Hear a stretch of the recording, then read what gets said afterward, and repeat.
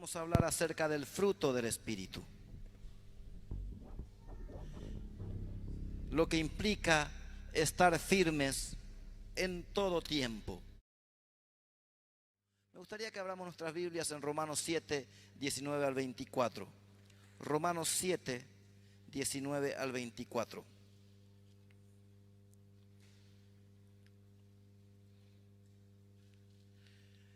Y acá encontramos al apóstol Pablo diciendo algunas verdades muy interesantes y haciendo casi un juego de palabras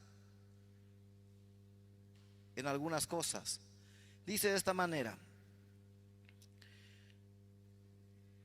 porque no hago el bien que quiero, sino el mal que no quiero, eso hago. Y si hago lo que no quiero, ya no lo hago yo, sino el pecado que mora en mí. Así que queriendo hacer el bien, hallo esta ley, que el mal está en mí. Porque según el hombre interior me deleito en la ley de Dios, pero veo otra ley en mis miembros, que se revela contra la ley de mi mente y que me lleva cautivo a la ley del pecado que está en mis miembros. Miserable de mí, ¿quién me librará de este cuerpo de muerte? Acá tenemos este pasaje que resulta muy interesante.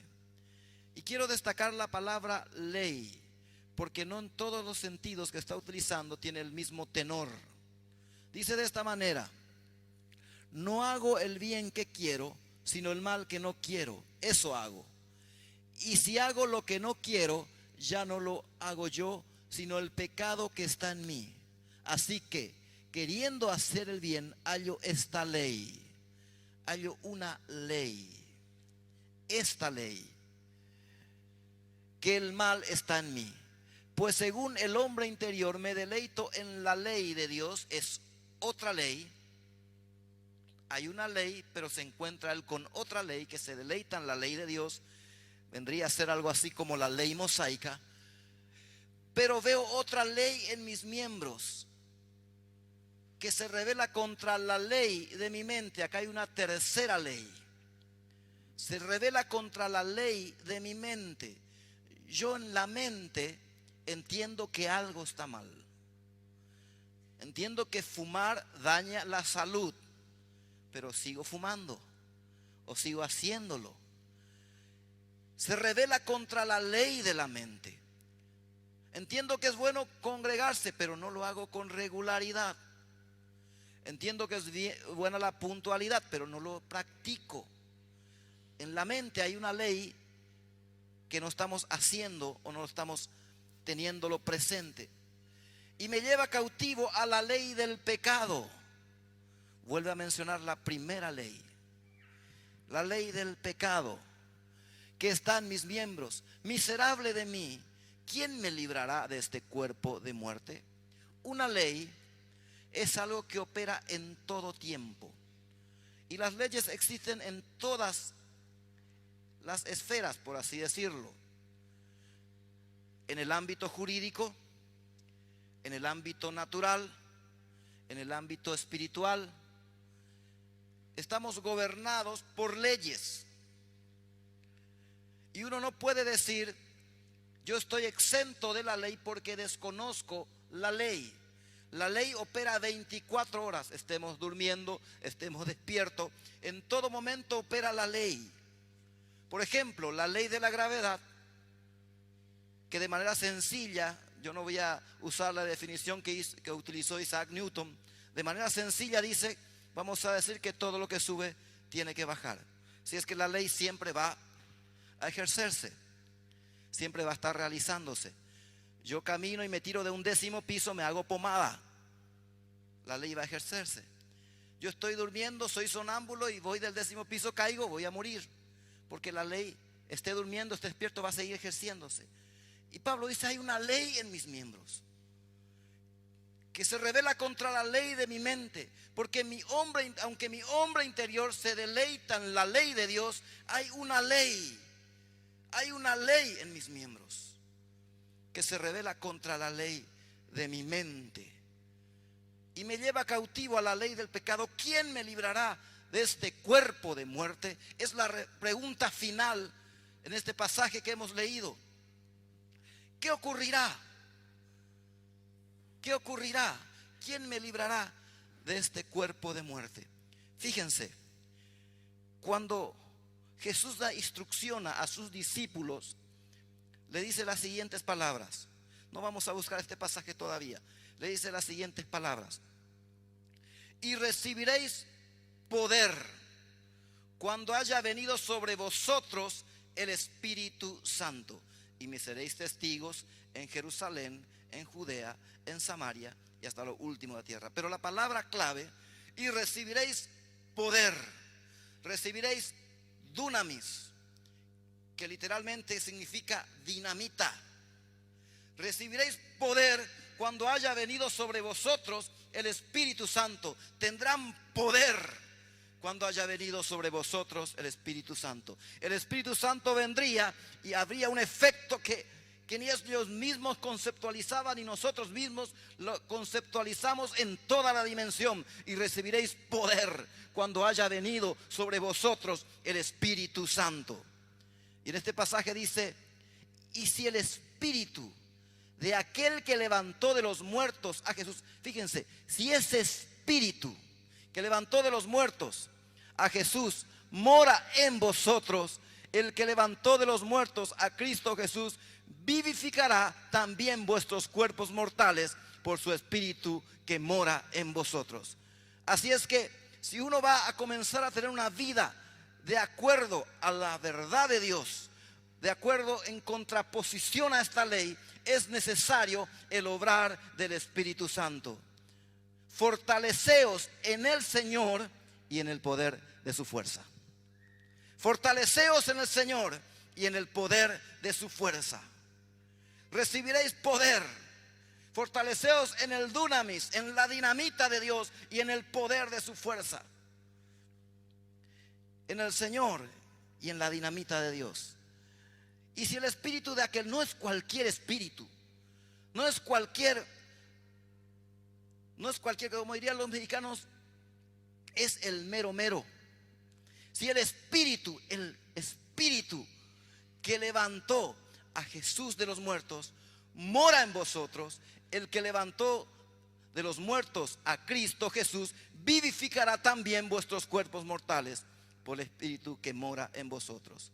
Dice de esta manera: pero si el Espíritu de aquel que resucitó a Jesús de entre los muertos habita en ustedes, el mismo que resucitó a Cristo Jesús de entre los muertos también dará vida a sus cuerpos mortales por medio de su Espíritu que habita en nosotros. No hay forma de estar fortalecidos en Dios si no es a través del Espíritu Santo. No hay forma de vivir una vida victoriosa si no es a través del Espíritu Santo. No hay forma de caminar con seguridad, con victoria y de gloria en gloria si no es a través del Espíritu Santo. No hay forma de destruir una antigua ley si no es a través del Espíritu Santo. Uno puede tener una vida débil o una vida fortalecida. Uno puede tener una vida sin poder o una vida poderosa. Fortalecidos versus débiles, poderosos versus sin poder. Uno no puede tener una vida firme si no es a través del Espíritu Santo. No puede tener una vida que no sea floja, si no es a través del Espíritu Santo. Uno no puede tener una vida firme, resistente, si no es a través del Espíritu Santo. ¿Por qué? Porque vive una vida fluctuante, una vida sin compromiso, una vida realmente en el cual no está presente la centralidad de Dios, sino es a través del Espíritu Santo. Así es que simplemente en base a esta verdad, entendiendo que nada podemos hacer si no nos fortalecemos en Dios y en el poder de su fuerza. Quiero que veamos lo que implica tener el fruto del Espíritu en cada uno de nosotros. Quiero dar una perspectiva un poco diferente de lo que siempre suele darse. Y lo primero que quiero decir es que nosotros cosechamos lo que sembramos. Es una ley natural y es una ley espiritual. Me gustaría si podemos abrir nuestras Biblias en Gálatas 6:7, si me acompañan por favor. Gálatas 6:7, si me pueden acompañar. Un pasaje muy conocido.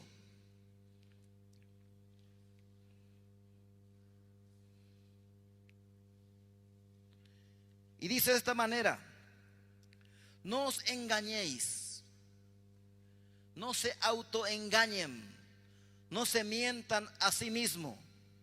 Dios no puede ser burlado, pues todo lo que el hombre sembrare, eso también segará. Porque el que siembra para la carne, de la carne segará corrupción, mas el que siembra para el Espíritu, del Espíritu segará vida eterna. No nos cansemos pues de hacer el bien, porque a su tiempo segaremos si no desmayamos.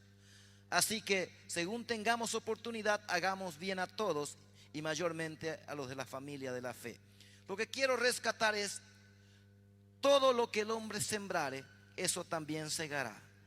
No nos podemos engañar. Dios no puede ser burlado. Dios no puede ser burlado, porque el que siembra de la carne, para la carne segará corrupción. Uno va a recoger lo que ha sembrado. Lo que hoy siembra es lo que va a recoger el día de mañana. No hay forma de que esta ley no se rompa en el ámbito espiritual y en el ámbito natural. Todo lo que nosotros sembramos es algo que vamos a recoger. Si queremos tener fruto del Espíritu, tenemos que sembrar para el Espíritu Santo, o con el Espíritu Santo, o el Espíritu Santo sembrando en nosotros. Todo lo que nosotros sembremos vamos a cosechar. Un buen ejemplo lo encontramos en la vida de un hombre llamado David. David era un perfecto desconocido en muchos pasajes de la historia bíblica. En algún momento, siendo todavía adolescente, se cree que tenía 12, 13 años, o quizás un poquito más, pero no más que eso, él es ungido rey, un desconocido, uno que nadie había visto. Sin embargo, Dios lo estaba mirando, porque un hombre era un muchacho que estaba sembrando de alguna manera en su corazón, en su espiritualidad, en su interior, teniendo con su responsabilidad con las ovejas, sembrando para el Espíritu, sembrando responsabilidad, sembrando para que él pueda en algún momento recoger. Y sigue corriendo la historia. Y en cierto momento el rey llamado Saúl se encuentra en un problema, aquejado con un problema espiritual, con un problema emocional. En algún momento de la historia dice: y el espíritu malo de parte de Dios se acercaba a Saúl y le atormentaba, y él tenía dificultades.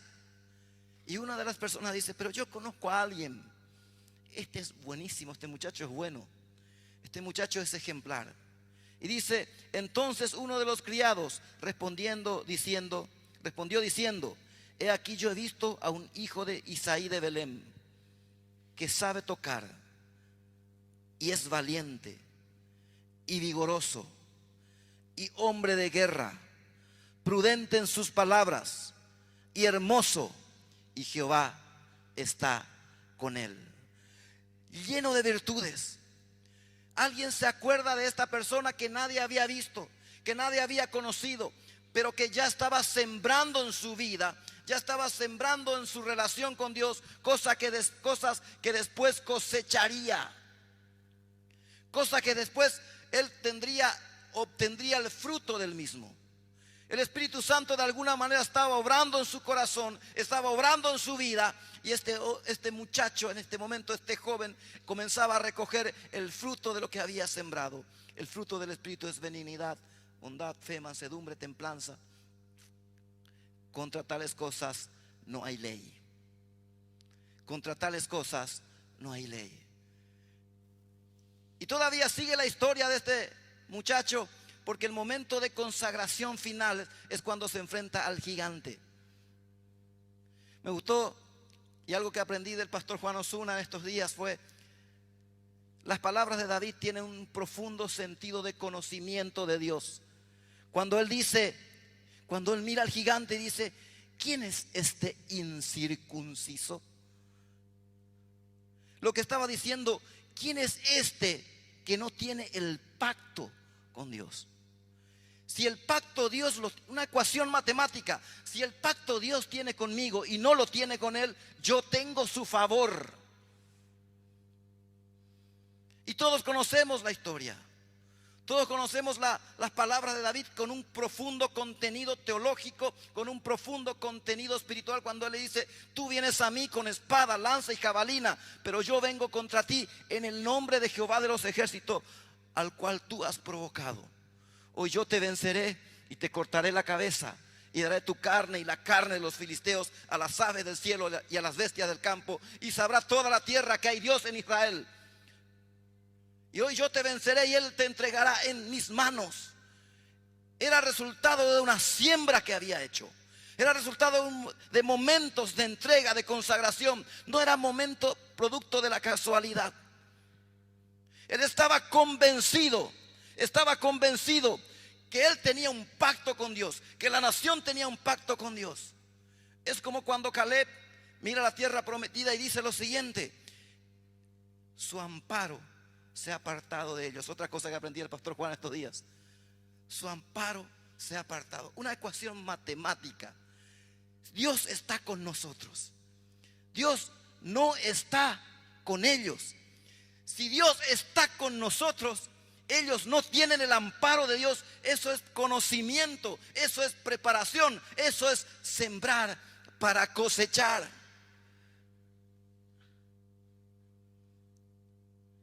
Este muchacho David no tuvo problemas de enfrentarse al gigante. Incluso el rey quería vestirlo con sus ropas. ¿Para qué? Para que se iba a morir, que muera con dignidad. Y nosotros vemos ahí lo que estaba sembrando Saúl. Y fíjense, después de esta batalla épica, este momento histórico único, comienza a haber dificultades entre Saúl y David, por una cancioncita que habían hecho las doncellas. Una canción que decía: Saúl mató a sus miles, y eso le gustó a Saúl. Pero la canción tenía una segunda estrofa y decía: David a sus 10,000. Y ahí vemos el corazón de lo que estaba sembrando Saúl. En el corazón de Saúl lo que estaba siendo sembrado. Fíjense, comienza a salir envidia, comienza a salir orgullo, comienza a salir disensiones, comienza a salir homicidio, comienza a salir dolor y amargura. ¿Por qué? Porque una simple canción donde exaltaba más a otros. ¿Qué importa quién mató a 1,000 y quién mató a 10,000 si el que moría era el enemigo?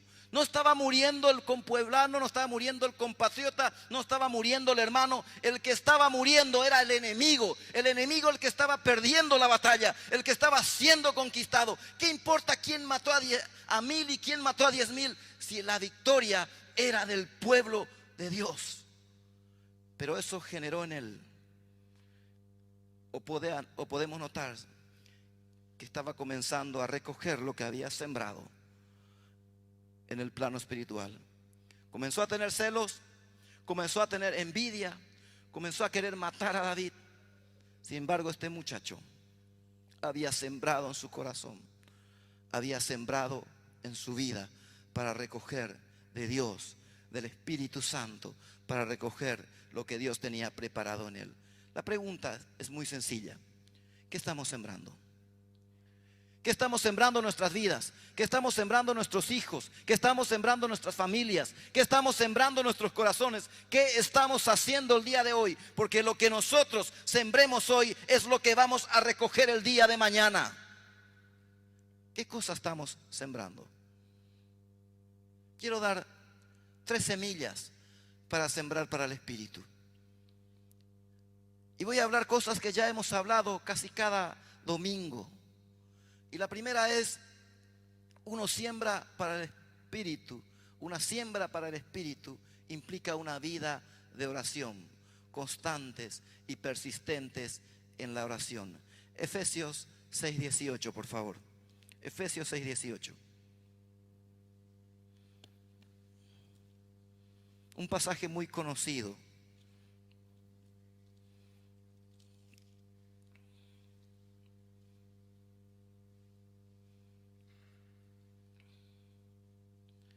Y dice de esta manera: orando en todo tiempo, con toda oración y súplica en el Espíritu,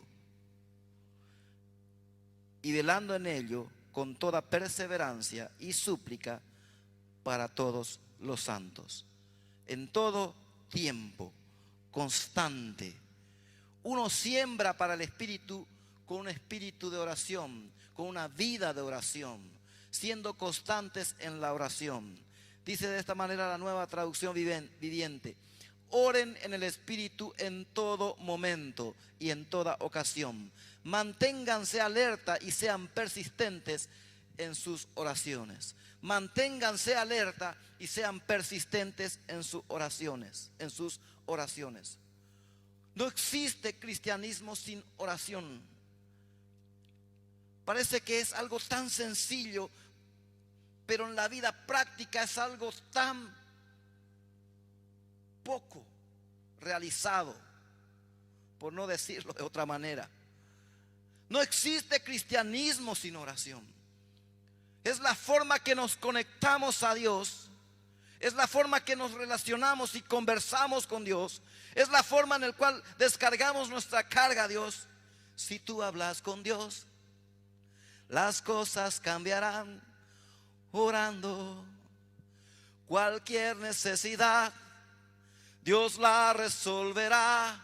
Orando, descansa en el Señor, tus penas dile a Él. Orando, bendita la oración, yo puedo hablar con Dios. Orando, no hay forma. Uno siembra para el Espíritu a través de la oración. Esto nos da comunión con Dios. Mueve el mundo espiritual. Mueve el mundo espiritual. Nos hace crecer espiritualmente. Con eso sembramos para el Espíritu. Y lo más lindo que podemos tener es que tenemos la seguridad de que Dios oye y Dios responde. Como lo hemos dicho varias veces, Dios oye nuestras oraciones. Siempre me impacta la historia de Zacarías. Y siempre lo cuento porque es algo que conmueve mi corazón, que conmueve mi vida. Después de muchos años de haber orado, de haber pedido el hijo, ustedes se imaginan el corazón de este hombre pidiendo un hijo, pidiendo un hijo. El corazón de este hombre diciendo: Señor, dame un hijo. Dame un hijo. Siendo el sacerdote, perteneciendo a la línea sacerdotal, no tenía un hijo. Quizás decía: dame un hijo que continúe con este oficio sacerdotal. Y pasan los años y la oración es como que no es contestada. Y en los últimos años de su vida, a veces quiero saber qué estaba pensando, qué tenía en la mente. Él simplemente se encuentra en el templo ofreciendo incienso. Ahí. Es como solemos decir aquella oración que nunca se nos fue contestada, y nos viene a la mente algunas oraciones o algunas cosas que hemos hablado con Dios y decimos: no sabemos qué pasó. Pero esta palabra que le da el ángel es una palabra tan motivadora, tan llena de gracia, tan llena de amor. Se le aparece un ángel y le dice: tu oración ha sido oída, y tu esposa dará a luz un hijo. Él no cree han pasado años de esa oración, han pasado mucho tiempo, está ya en los últimos momentos de su vida. Sin embargo, le dice: tu oración ha sido oída y tu esposa tendrá un hijo. Y lo lindo es que la Biblia dice que Dios puede hacer mucho más abundantemente de lo que pedimos por su amor. Dios puede hacer las cosas mucho más abundantemente de lo que pedimos. Él pedía simplemente un hijo. Dame un hijo, Señor, dame un hijo. Sin embargo, Dios no solamente le dio un hijo, le dio el más grande profeta del Antiguo Testamento, el hombre que sería la bisagra o el punto medio, un punto de inflexión entre lo viejo y lo nuevo. Le dio al hombre que, según Jesucristo, entre los nacidos de hijo de mujer no se ha levantado ninguno como Juan. Aún así, el más pequeño en el reino de los cielos. ¿Por qué? Porque era el primero que iba a arrancar con algo nuevo. Dios puede hacer mucho más abundantemente de lo que pedimos. Con eso sembramos para el Espíritu, con una relación con Dios, con una vida de devoción, con una vida de entrega. No puede haber gozo, paz, paciencia, benignidad, mansedumbre, templanza, amor, si no nos relacionamos con el Dios del amor. Se mueve el mundo espiritual. Con eso nos sembramos para el Espíritu. Andamos bajo la dirección de Dios. Señor, ¿qué hago? Señor, ¿para dónde voy? Andamos bajo la dirección de Dios. No existe cristianismo sin oración. Tenemos la seguridad de que Dios nos escucha. No voy a detenerme mucho en este ejemplo. Todos conocemos la historia de este apóstol. Lo que sí me llama la atención, cuando él comienza a orar, cómo se mueve el mundo espiritual y lo preciso que es en la palabra que recibe este discípulo llamado Ananías. Eso es algo que conmueve y me impacta de una manera radical, porque él, ¿qué pasó? El peso pesado del judaísmo, Saulo de Tarso, se había convertido, entró a la ciudad y ayunó 3 días, porque 3 días no probó bocado, y se encontraba orando. Y porque esta persona recién convertida comenzó a orar, el mundo espiritual no paró. Dice de esta manera: había entonces en Damasco un discípulo llamado Ananías, a quien el Señor le dijo en visión: Ananías. Y él respondió: heme aquí, Señor. Y el Señor le dijo: levántate y ve a la calle que se llama Derecha, y busca en la casa de Judas a uno llamado Saulo de Tarso, porque he aquí él ora, y ha visto en visión a un varón llamado Ananías, que entra y le pone las manos encima para que recobre la vista. Más preciso no podía ser, porque uno estaba orando. Porque uno estaba orando. Y dice la palabra: si 2 se pusieran de acuerdo acerca de cualquier cosa que pidiera, le sería hecho por el Padre que está en los cielos. Dios es un Dios que oye. No hay forma de sembrar para el Espíritu, no hay forma de relacionarnos con el Espíritu Santo, sino es a través de la oración. Segunda semilla, implica estar llenos de la palabra. Así sembramos para el Espíritu. Colosenses 3:16, por favor. Colosenses 3:16. Estar llenos en nuestra manera de hablar, en nuestra manera de actuar, en nuestra manera de pensar. Colosenses 3:16 dice de esta manera: la palabra de Cristo more en abundancia en vosotros. ¿Leyeron eso? La palabra de Cristo more en abundancia en vosotros. Después sigue diciendo: enseñándoos y exhortándoos unos a otros en toda sabiduría, cantando con gracia en vuestros corazones al Señor con salmos, himnos y cánticos espirituales. No hay forma tampoco de sembrar para el Espíritu si no conocemos la palabra. Jesucristo enseñó la oración: Padre nuestro que estás en el cielo, santificado sea tu nombre. venga tu reino, hágase tu voluntad en la tierra, así como se hace en el cielo. Uno conoce la voluntad de Dios a través de la palabra. No hay forma de que conozcamos la voluntad de Dios, sino es a través de la palabra profética más segura, la cual hacemos bien al estar atentos a ellas. No hay forma de que nosotros conozcamos el espíritu y el sentir de Dios, sino es a través de la revelación, a través de la palabra. La palabra de Dios more en abundancia en vosotros.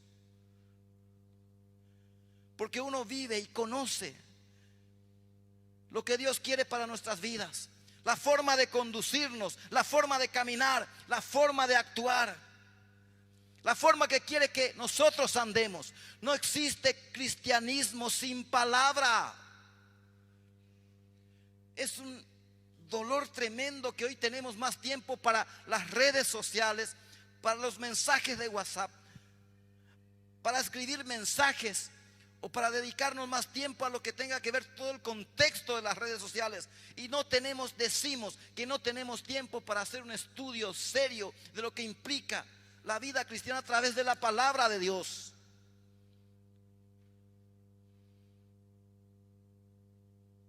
Volvamos a David. David, que tuvo sus luces y sus sombras ya en otros periodos, llega a un punto culminante en su vida. Está a punto de morir, cosa que a todos, si no viene el Señor antes, nos toca. Está a punto de morir. Y él hace lo siguiente: él llama a su hijo y va a darle las últimas palabras. Si podemos buscar Primera de Reyes 2. Primera de Reyes 2. Escuchen, David está a punto de morir, sabe que ya no le queda tiempo. ¿Cuántos querrían esta oportunidad que tiene David de todavía con lucidez dar un último mensaje a alguien tan importante? Y él le dice a partir del verso 1, llegaron los días en que David había de morir, y le ordenó a Salomón su hijo diciendo: yo sigo el camino de todos en la tierra, esfuérzate y sé hombre. Fíjense, comienza él su discurso: mi querido hijo, a mí ya no me queda tiempo. Yo sigo el camino de todos en la tierra, me va a tocar morir. Y le dice las siguientes palabras: esfuérzate y sé hombre. Estamos la mayoría mujeres acá, pero resulta interesante lo que un padre le está diciendo a su hijo, porque está definiéndole lo que realmente es ser hombre. Hoy, con la ideología de género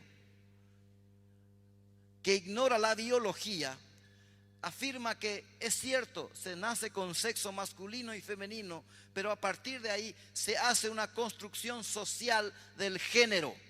Así es que uno define un género a partir de una construcción social una vez que haya nacido. David le dice: se llama no pota imagina. Anina se la llama no anda putando de cuña irina. Esfuérzate, sé hombre, comenzá a vivir, comenzá a conceptualizar, pero fíjense, porque esto es para todos, porque él le da la clave para el éxito suyo y de su familia y de su descendencia. Él le da la clave para que tenga éxito su descendencia. Le da la clave para que su descendencia sea prosperada. Y le dice lo siguiente: guarda los preceptos de Jehová tu Dios, andando en sus caminos. ¿Cómo uno tenía que esforzarse? Andando en sus caminos y observando sus estatutos y mandamientos, sus decretos y sus testimonios, de la manera que está escrito en la ley de Moisés, para que prosperes en todo lo que hagas y en todo aquello que emprendas. Para que confirme Jehová la palabra que me ha dado, que me habló diciendo: si tus hijos guardaren mi camino, andando delante de mí con verdad, de todo su corazón y de toda su alma, jamás, dice, faltará a ti varón en el trono de Israel.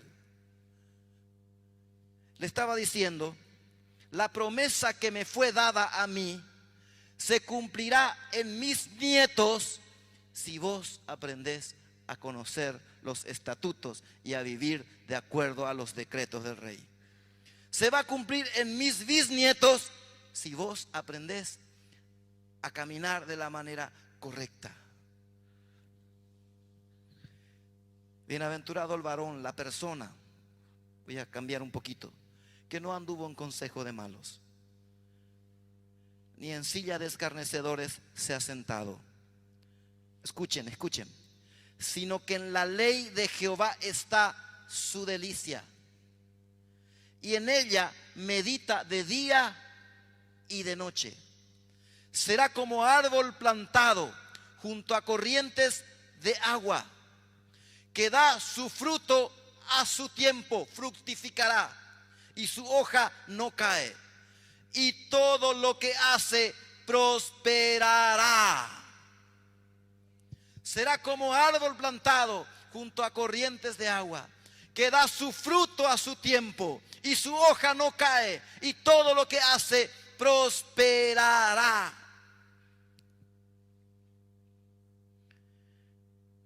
¿Cuánto conocemos?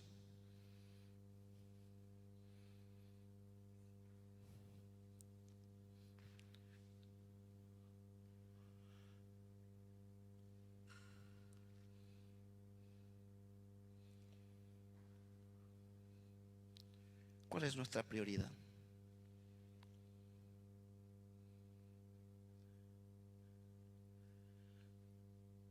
Hay cosas que nunca van a trascender, que son importantes, pero nunca van a trascender.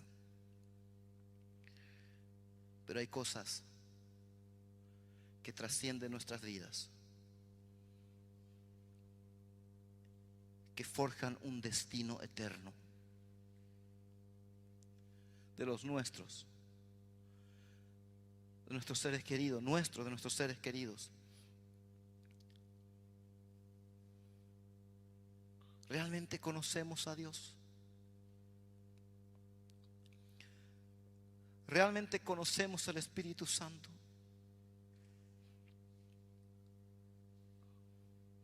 ¿Cuántos podemos encontrar de amor si no conocemos al Dios del amor? Nosotros conocemos a Dios a través de la palabra profética más segura. No hay forma. No hay forma. No hay forma de tener un cristianismo victorioso sin oración, sin palabra. Que el mensaje de Cristo, con toda su riqueza, llene sus vidas.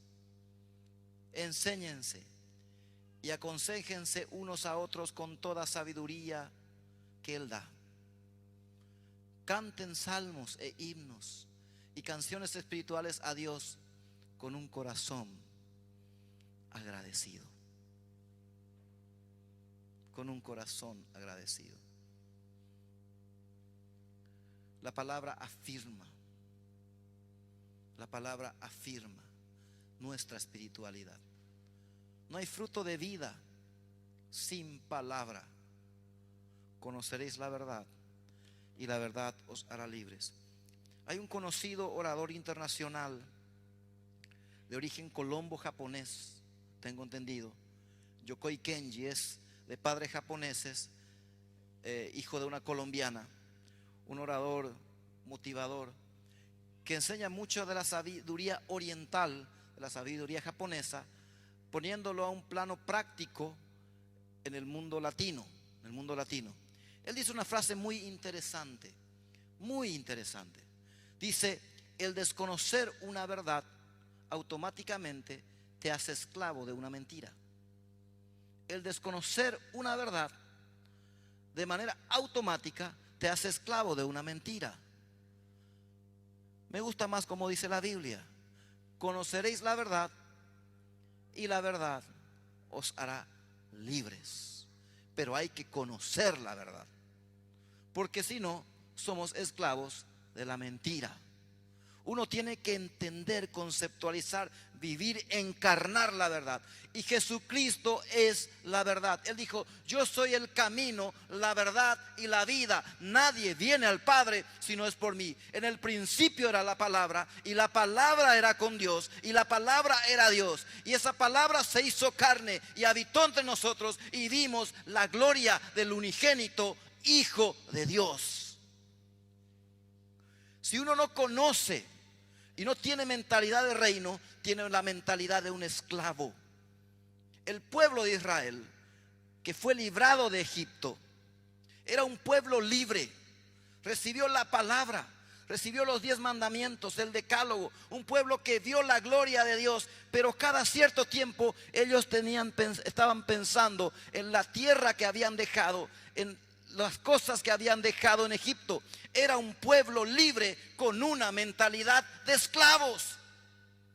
Era un pueblo libre, había visto la gloria de Dios, había visto el poder de Dios. Era un pueblo en libertad, era un pueblo que tenía la libertad de conquistar, de ganar, de ir para adelante, pero ellos querían retroceder a cada momento y retornar a Egipto. Era un pueblo libre con una mentalidad de esclavos.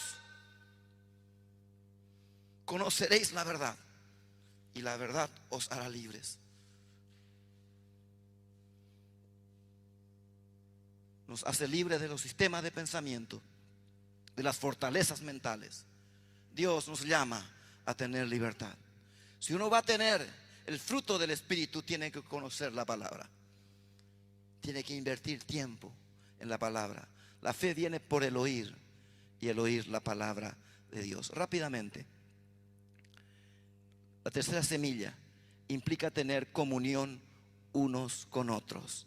Hechos 2:42, por favor. Hechos 2:42.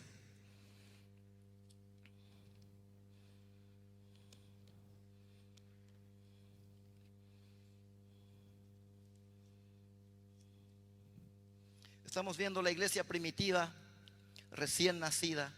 Y fíjense, cuando cae el Espíritu Santo, ellos estaban juntos y unánimes.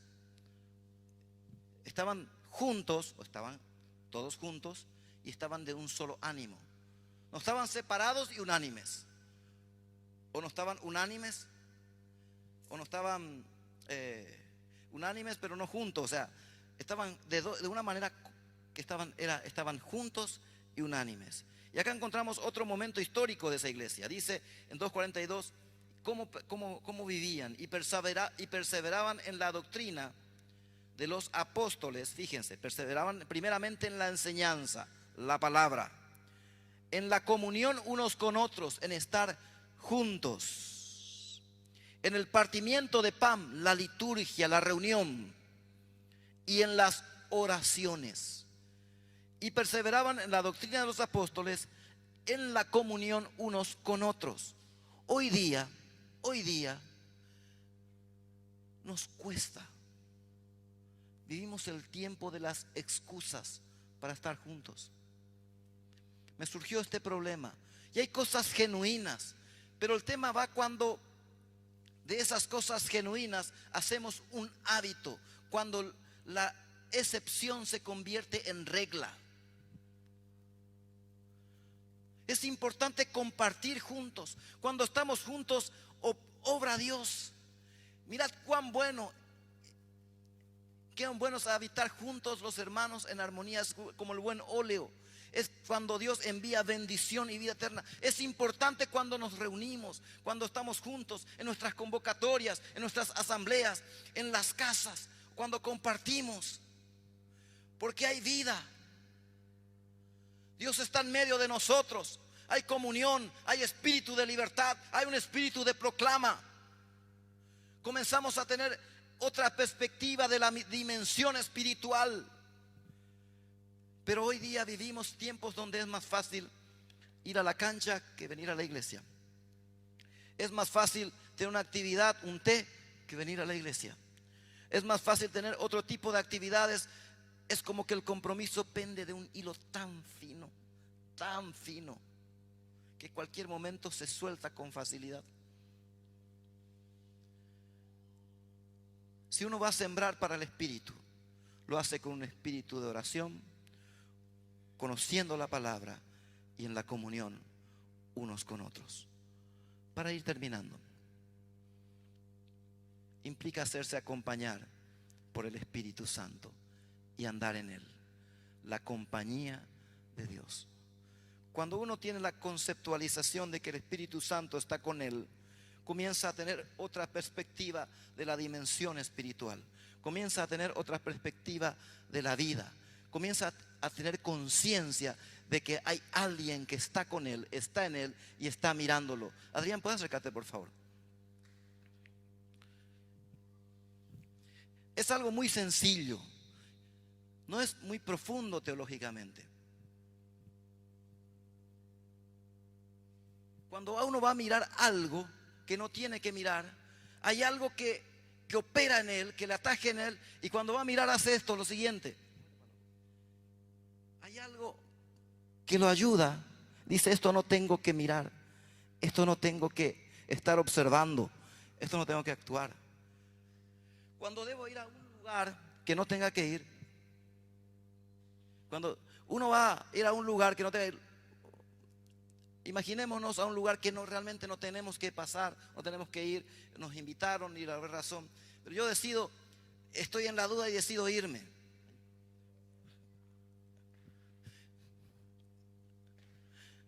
Hay algo en mí que está conceptualizado a través del Espíritu Santo, algo que pone en mi conciencia que no está bien. Gracias, Espíritu Santo. Y realmente comenzamos a dimensionar las cosas de una manera diferente. Esto es muy sencillo, no es profundo lo que estamos hablando, y es muy práctico, es muy práctico. Hemos perdido de vista lo mejor de la vida cristiana. Lo mejor del cristianismo no es el ministerio, no es un trabajo social. Lo mejor del cristianismo es Cristo. Y nosotros nos relacionamos con Cristo con simples cosas: oración, palabra, ayuno, comunión. Lo mejor del cristianismo es Cristo, es buscar tener comunión con Cristo a través de los hermanos, a través de la iglesia. Lo mejor del cristianismo no es hacer grandes actos sociales o grandes actos de bondad. Lo mejor de la vida cristiana es Cristo. Hemos aprendido a vivir un cristianismo sin Cristo. Es tiempo de recuperar, es tiempo de sembrar para la vida. Hace años atrás, les comenté una vez, quiero terminar porque seguí reflexionando en lo mismo. Escribí lo que sería mi funeral. Como ya le dije varias veces, tengo planificado vivir muchos años, pero no tengo problema en organizar mi funeral. Mi cumpleaños, mi nacimiento no puedo organizar, el Señor no me permitió, así es que ahora sí puedo. Y escribí varias cosas, les comenté, ¿verdad? Y dije, me gustaría que hable fulano, si por ahí no se me adelantó, ¿verdad? Entonces ahí se me ocurrió que tengo que hacer una lista de 3, 4 nombres más o menos, por si no se me haya adelantado. Entonces, ¿qué acontece ahí? Yo quiero que hable fulano, quiero que se cante sublime gracia de él. Si hay un violín, mejor. Si hay un violín, mejor. Si hay una gaita, sí que ni qué decir luego. Pero con un violín ya no me quejo. Ya no me quejo. O sea, la idea básica era esa.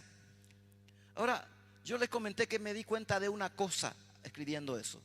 Porque yo aquí comencé a poner, me gustaría que mi lápida diga esto, que la gente me recuerde de esta manera, que la gente me recuerde como alguien que enseñó con pasión la Biblia. Y me di cuenta que hoy tengo que sembrar lo que se va a recoger de mí.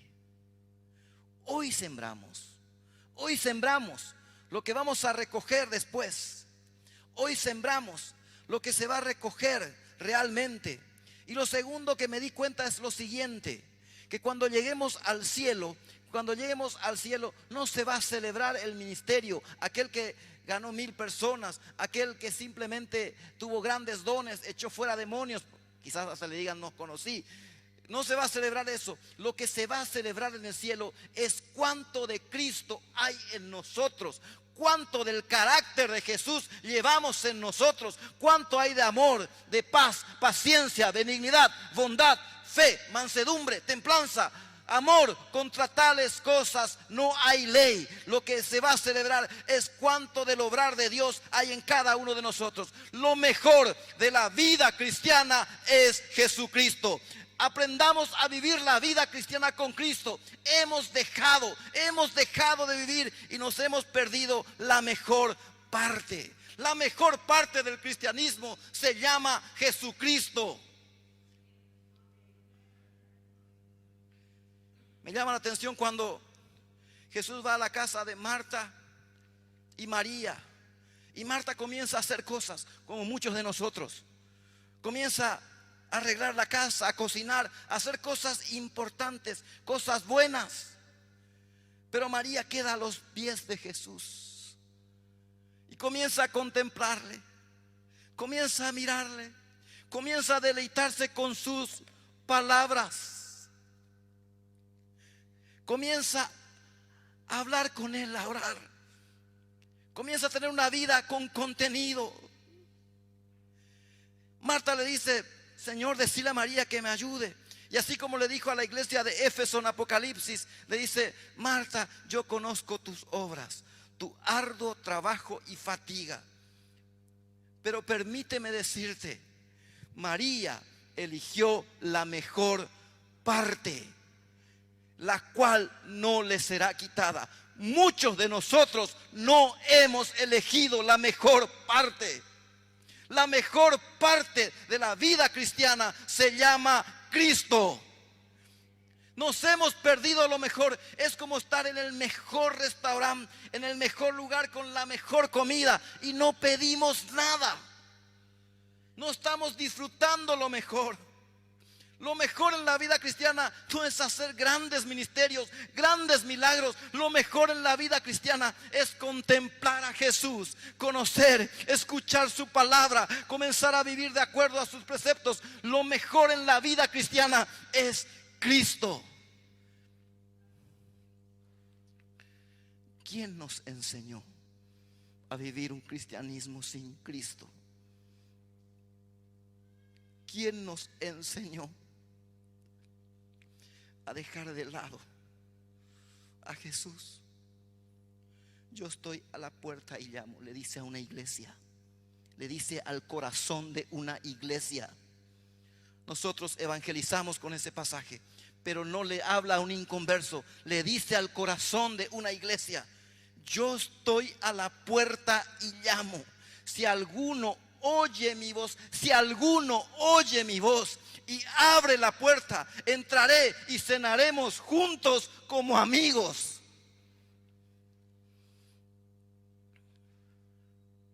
Lo último que me di cuenta de esta reflexión es lo siguiente: nosotros sembramos hoy y hay muchas cosas que nunca vamos a cosechar. Y ojalá que nuestra siembra del día de hoy trascienda a una siguiente generación, y a una siguiente generación, y a una siguiente generación. Que no seamos personas que pasan por este mundo y simplemente pasaron. Lo peor en la vida no es la muerte. Lo peor en la vida es estar muerto en vida. No dejar cosas que trasciendan nuestra vida. Y ahí me viene a la mente hombres como Spurgeon, un hombre que con sus prédicas dejó cosas que hasta hoy nosotros recogemos. Como el apóstol Pablo, que ha sembrado para generaciones. Hombres como Juan Wycliffe, hombres que dejaron algo que trascendió los tiempos, que trascendió su generación, y hoy nosotros seguimos recogiendo. Sembramos para el Espíritu el día de hoy. Lo mejor en la vida cristiana es Jesucristo de Nazaret, el Rey de Reyes, el Señor de Señores, el que todo lo llena en todo, el poderoso, el sublime, el grande en victoria, el lo mejor en la vida cristiana. Es aquel Dios que se hizo hombre, y siendo hombre se hizo siervo y se hizo obediente hasta la muerte, y muerte de cruz. Lo mejor en la vida cristiana es una relación con Jesús. Y el resultado va a ser este: andad pues del Espíritu, y no satisfagáis los deseos de la carne, porque el deseo de la carne es contra el Espíritu, y el del Espíritu es contra la carne. Y estos se oponen entre sí para que no hagáis lo que quisierais. Pero si sois guiados por el Espíritu, no estáis bajo la ley. Mas el fruto del Espíritu es amor, gozo, paz, paciencia, benignidad, fe, mansedumbre, templanza. Contra tales cosas no hay ley. Pablo sabía que había una ley que operaba, pero contra tales cosas ya no hay ley.